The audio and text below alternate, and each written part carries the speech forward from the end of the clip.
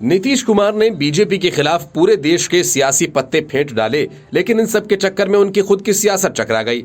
एक तरफ लालू यादव घात लगाए बैठे हैं, तो दूसरी तरफ आरसीपी सिंह, उपेंद्र कुशवाहा और चिराग पासवान सबके निशाने पर नीतीश कुमार ही हैं। इसी वजह से वे बार बार लालू यादव की परिक्रमा कर रहे हैं, लेकिन असली खेल तो ललन सिंह ने बिगाड़ दिया, जिनसे अब नीतीश कुमार पीछा छुड़ाने की फिराक में हैं। हाल ही में जेडीयू से इस्तीफा देकर अलग हुए रणबीर आनंद ने ऐसे ही ललन सिंह को आरजेडी का नेता नहीं कहा था। इसके पीछे बड़ी वजह यह है कि लालू यादव जो भी बयान देते हैं, ललन सिंह उसका समर्थन कर देते हैं, जबकि जेडीयू के कुछ दूसरे नेताओं का बयान कुछ दूसरा ही होता है। नीतीश कुमार खामोशी से ऑपरेशन ललन सिंह चला रहे हैं और इसी वजह से उन्होंने अशोक चौधरी को ललन सिंह के पीछे छोड़ रखा है, जो बार बार ललन सिंह की सार्वजनिक तौर पर बेइज्जती करते रहे हैं। महीने भर से ललन सिंह की सक्रियता कम हो गई है। नीतीश कुमार ने जो खेल आरसीपी सिंह के साथ खेला, अब वही खेल ललन सिंह के साथ करने जा रहे हैं। जेडीयू के भीतर घमासान की सूचनाएं लगातार आती रही हैं। खासकर उपेंद्र कुशवाहा और आरसीपी सिंह के जेडीयू छोड़ने के बाद पार्टी के दर्जन भर बड़े नेताओं ने जेडीयू छोड़ दी है। इनमें कुछ तो कुशवाहा के साथ गए, तो अधिकतर बीजेपी को नया ठिकाना बना रहे हैं। अब इसकी सुगबुगाहट और तेज होने लगी है। उपेंद्र कुशवाहा का दावा है कि जेडीयू के कई और नेता उनके संपर्क में हैं। वो कभी भी पार्टी छोड़ने को तैयार बैठे हैं। जेडीयू खत्म हो जाएगी। चिराग पासवान भी यही कहते हैं। आरसीपी सिंह जेडीयू नेताओं को तोड़ने के अभियान में जुट गई है। जेडीयू के भीतर भी अच्छी स्थिति नहीं है। ललन सिंह की जिस तरह दो मंत्रियों अशोक चौधरी और संजय झा ने उपेक्षा की, उससे लगता है कि ललन सिंह के दिन अब लद गए हैं। जेडीयू का एक तबका तो उन्हें आरजेडी का आदमी भी बताने लगा है। जेडीयू का ये वही तबका है जिसे भाजपा से दोस्ती तोड़ना रास नहीं आया।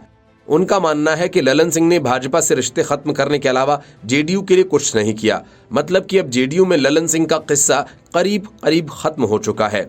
इंतजार इस बात का है कि आरसीपी सिंह की तरह वे बेआबरू होकर पार्टी से निकाले जाएंगे या फिर उपेंद्र कुशवाहा की तरह अपने आप पार्टी से निकलकर कोई नया ठिकाना खोजेंगे। Bureau report, news of India. Bihar की सियासत में ऐसा पहली बार हुआ है कि नीतीश कुमार और लालू यादव अपने ही मोहरे से मात खा गए और जिसे अपने लिए ट्रम्प कार्ड मानकर चल रहे थे, वही उनके गले की फांस बन गया। इस मुश्किल से बचने का फिलहाल कोई रास्ता उनके पास बचा नहीं है। यही वजह है कि बीजेपी बिहार में फ्रंट फुट पर खेल रही है।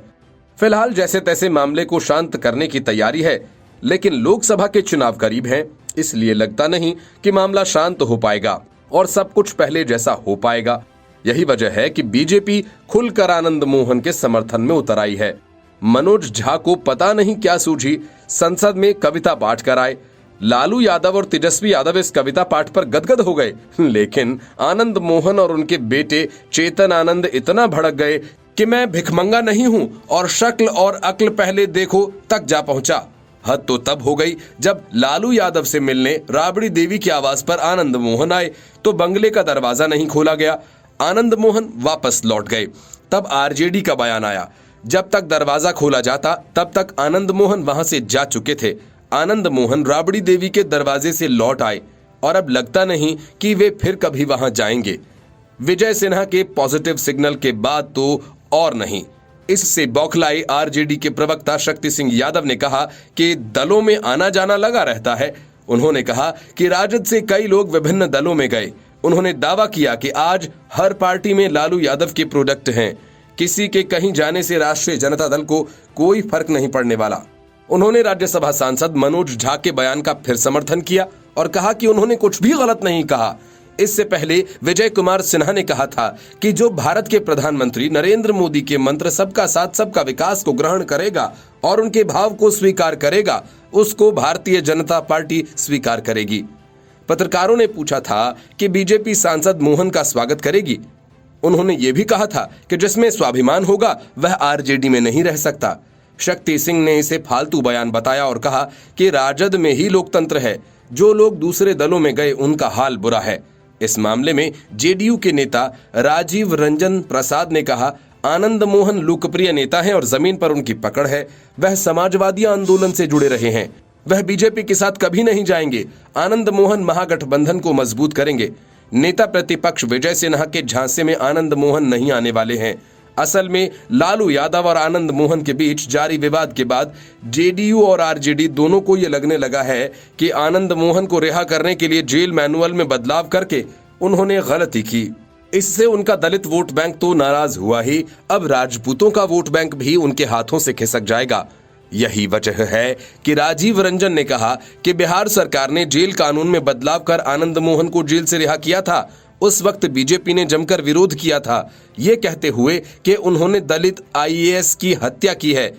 अब नेता विजय सिन्हा कह रहे हैं कि मोदी मंत्र को ग्रहण करेंगे तो बीजेपी में उनका स्वागत है। Bureau report, news of India. Arvind Kejriwal भले ही बार बार इस बात की कसम खा रहे हैं कि वे विपक्षी गठबंधन के साथ हैं, लेकिन कांग्रेस से आम आदमी पार्टी की जम नहीं रही। मामला सीट शेयरिंग का है, जो न दिल्ली के नेता चाहते हैं न पंजाब के। केजरीवाल के साथ गठबंधन का खुला विरोध करने वालों में एक अजय माकन को कांग्रेस ने तरक्की देकर पार्टी का कोषाध्यक्ष बना दिया। इसके साफ संकेत हैं कि आम आदमी पार्टी से कांग्रेस का समझौता होना और मुश्किल हो गया है। पंजाब में सुखपाल खैरा की गिरफ्तारी के बाद से तो मामला और पेचीदा ही हो गया है। 2019 के लोकसभा चुनाव में भी आम आदमी पार्टी हर हालत में कांग्रेस से समझौता करना चाहती थी। कांग्रेस के भी कई नेता चाहते थे कि आम आदमी पार्टी से समझौता करके दिल्ली में भाजपा को कड़ी टक्कर दी जाए, लेकिन दिल्ली कांग्रेस के अरविंद केजरीवाल से किसी भी तरह का समझौता करने के विरोध में नेताओं का कहना था कि यदि कांग्रेस आम आदमी पार्टी से समझौता कर लेती है तो इससे दिल्ली में उसके दोबारा खड़े होने की संभावनाएं हमेशा के लिए समाप्त हो जाएंगी। इनका ये भी कहना था कि आम आदमी पार्टी कांग्रेस के ही वोट बैंक को हथिया कर दिल्ली में अपना जनाधार बनाने में सफल हुई है। ऐसे में यदि वो आम आदमी पार्टी के साथ खड़ी हो जाएगी तो इससे मतदाताओं के पास लौटने की कोई संभावना समाप्त हो जाएगी। दोनों नेताओं के विरोध के कारण कांग्रेस और आम आदमी पार्टी में दिल्ली में गठबंधन नहीं हो पाया। इसका सीधा परिणाम हुआ कि भाजपा ने दिल्ली की सभी सीटों पर 51% से ज्यादा वोटों के साथ जीत हासिल कर ली। लेकिन इसी चुनाव में कांग्रेस के सभी 7 सीटों पर दूसरे नंबर पर रहने पर आम आदमी पार्टी को हर सीट पर तीसरे नंबर से ही संतोष करना पड़ा। 2024 में फिर से दोनों पार्टियों के बीच गठबंधन का मौका है, लेकिन इसके खिलाफ आवाजें उठ रही हैं। पार्टी के संदीप दीक्षित और अजय माकन जैसे नेताओं का मानना है कि 2019 में केजरीवाल की पार्टी पर भ्रष्टाचार के गहरे दाग नहीं थे, लेकिन अब तो उसके 2 मंत्री जेल में हैं और खुद अरविंद केजरीवाल के खिलाफ सीबीआई की जांच शुरू हो चुकी है। असल में केजरीवाल इसकी भरपाई कांग्रेस के सहारे करना चाहते हैं। 2019 में तीसरे नंबर पर रही आम आदमी पार्टी और लुढ़क सकती है और कांग्रेस का ग्राफ बढ़ सकता है। इसी वजह से हाल ही में आम आदमी पार्टी के करीब 20 नेता और कार्यकर्ता कांग्रेस में शामिल हुए हैं। राहुल गांधी ने 2024 के लोकसभा चुनाव के लिए दिल्ली की सभी 7 सीटों पर तैयारी करने की बात कही है। नए प्रदेश अध्यक्ष अरविंदर सिंह लवली लगातार तैयारियों में जुटे हुए हैं। जिला स्तर पर पार्टी कार्यकर्ताओं की बैठक कर स्थानीय स्तर पर पार्टी को मजबूती देने में जुटे हैं। आम आदमी पार्टी ने दिल्ली की सभी 7 सीटों पर अपने पर्यवेक्षक नियुक्त कर दिए हैं। दोनों दलों की तैयारियों में जुटने के बाद भी दोनों दलों के शीर्ष नेता इस बात पर सहमत हैं कि भाजपा को रोकने के लिए आपस में गठबंधन किया जाए। Bureau report, news of India. काठ की हांडी दोबारा नहीं चढ़ती, लेकिन नीतीश कुमार और लालू यादव की जिद थी, सो बिहार में वोटों के चूल्हे पर चढ़ी। नतीजे सामने आए तो नीतीश कुमार और लालू यादव को छोड़िए अरविंद केजरीवाल भी उछलने लगे, ऐसे मानो चुनाव जीत लिया। लेकिन पिछड़ों के सहारे सत्ता हासिल करने की लालसा पाले नीतीश कुमार और लालू यादव को इस बात का अंदाजा नहीं है कि मोदी के उदय के साथ सारे गणित उलट पुलट हो गए हैं। अब बिहार में जाति की जनगणना के बहाने जनगणना हो गई तो आरक्षण की खिचड़ी नए सिरे से पकाने की कोशिश भी होगी। विपक्षी गठबंधन को लगता है ये मास्टर स्ट्रोक है और उन्हें 2024 के सत्ता की चाबी मिल गई है। बीजेपी के हिंदुत्व और राष्ट्रवाद के मुकाबले के लिए जाति का धारदार शस्त्र तैयार हो गया है। बिहार से उठी जातीय जनगणना की मांग अब देश में चुनावी मुद्दा बनेगी। विपक्षी दलों के गठबंधन पहले से ही इस रणनीति पर काम कर रहे हैं। जातीय जनगणना की रिपोर्ट के मुताबिक बिहार में पिछड़ा वर्ग यानी ओबीसी 27.13% है, जबकि अति पिछड़ा वर्ग 36.01% है। अब बिहार की राजनीति 63% ओबीसी पॉलिटिक्स के इर्द गिर्द ही घूमती नजर आएगी। लालू यादव ने रिपोर्ट जारी होते ही नारा दे दिया, जिसकी जितनी भागीदारी उसकी इतनी हिस्सेदारी। गैर बीजेपी दल अगर इस वोट बैंक को अपने खाते में करने में सफल रहे तो बिहार में महागठबंधन का पलड़ा भारी हो सकता है। हालांकि 2014 और 19 के लोकसभा चुनाव के नतीजों पर नजर डालें तो अति पिछड़ा वर्ग का वोट भारतीय जनता पार्टी के हिस्से में ही आया। गठबंधन के मुंबई मीटिंग में समाजवादी पार्टी, आरजेडी और जेडीयू ने जातिगत जनगणना को मुद्दा बनाने का प्रस्ताव रखा, मगर मीटिंग में मौजूद तृणमूल कांग्रेस ने आपत्ति जताई।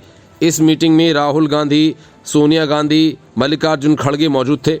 काफी लंबी चर्चा के बाद सभी नेता इस नतीजे पर पहुंचे कि बीजेपी के हिंदुत्व और राष्ट्रवाद का जवाब जाति आधारित राजनीति हो सकती है। इसके बाद राहुल गांधी ने लालू यादव से मुलाकात की। कांग्रेस ने जाति जनगणना और ओबीसी आरक्षण के मुद्दे को लपक लिया। 1989 के बाद से कांग्रेस के ओबीसी वोट बैंक छिटकने लगा और पार्टी का प्रदर्शन लगातार कमजोर होने लगा।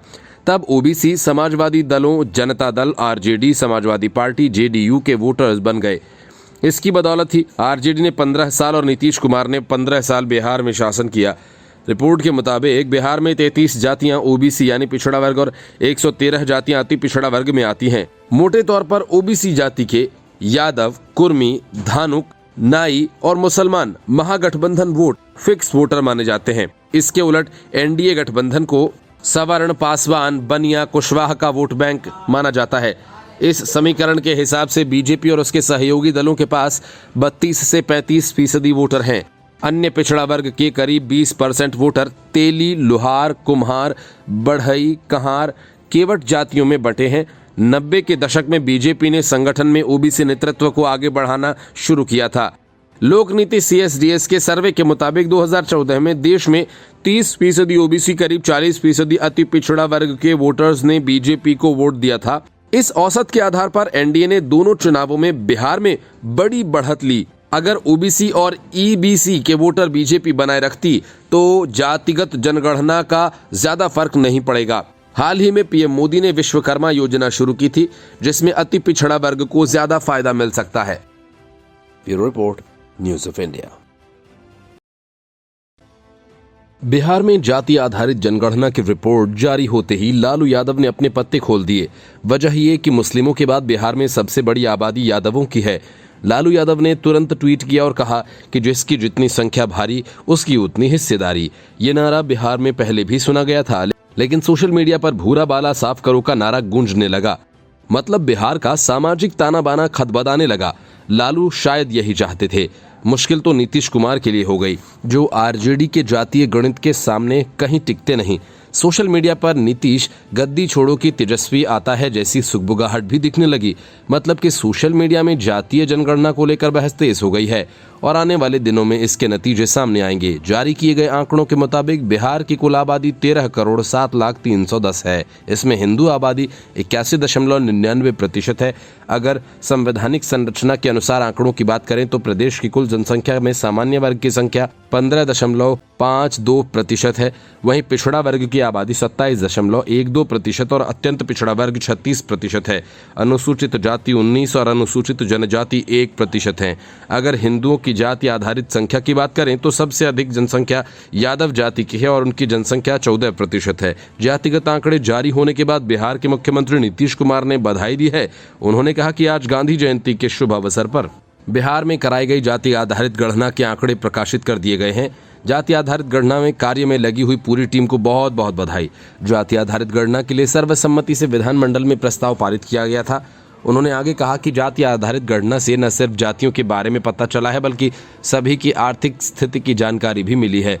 इसी के आधार पर सभी वर्गों के विकास एवं उत्थान के लिए कार्रवाई की जाएगी। जाति आधारित गणना को लेकर शीघ्र ही बिहार विधानसभा के उन्हीं 9 दलों की बैठक बुलाई गई तथा जाति आधारित गणना के परिणामों से उन्हें अवगत कराया जाएगा। जाति आधारित जनगणना का उद्देश्य क्या था, इसकी झलक मिलने लगी है। सोशल मीडिया पर 15% वाले सवर्णों को नजरअंदाज करने की बात कही जाने लगी है।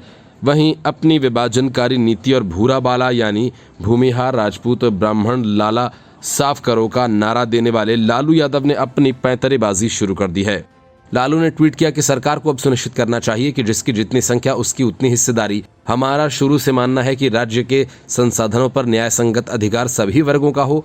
केंद्र में 2024 में जब हमारी सरकार बनेगी तो पूरे देश में जातिगत जनगणना करवाएंगे और दलित, मुस्लिम, पिछड़ा और अति पिछड़ा विरोधी भाजपा को सत्ता से बेदखल करेंगे। Bureau report, news of India.